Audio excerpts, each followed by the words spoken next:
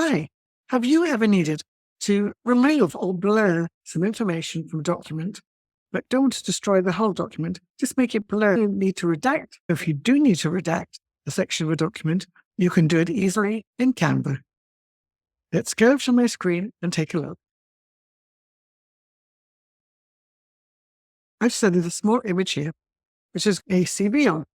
And what I'm going to show you is how you can edit this. It's how you can blur the name, or you can blur the address out of here. First of all, click on the image itself, then go on to Edit Photo. And here you have your options. I'm going to scroll down, and I'm going to use this one. As you can see, it says Blur. And you have two options. One is you can blur the whole image, which I don't really want to do now, but I will show you. You can see the whole image is blurred. Or you have the option of using a brush and just adding a blur. We need this. We'll go for Add a Blur and using the brush. And this brush size, you can see, it's going to be a little too large for this. So I'm going to reduce the brush size slightly. And then just take out this first name.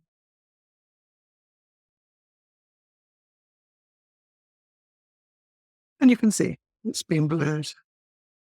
I can reduce the intensity of the blur, so it's almost transparent, or I can increase the intensity of it. And if I want to remove it, I simply click on here, then remove, then go back across it, and it's back, or I can click on Remove Blur here. If I click Add Blur,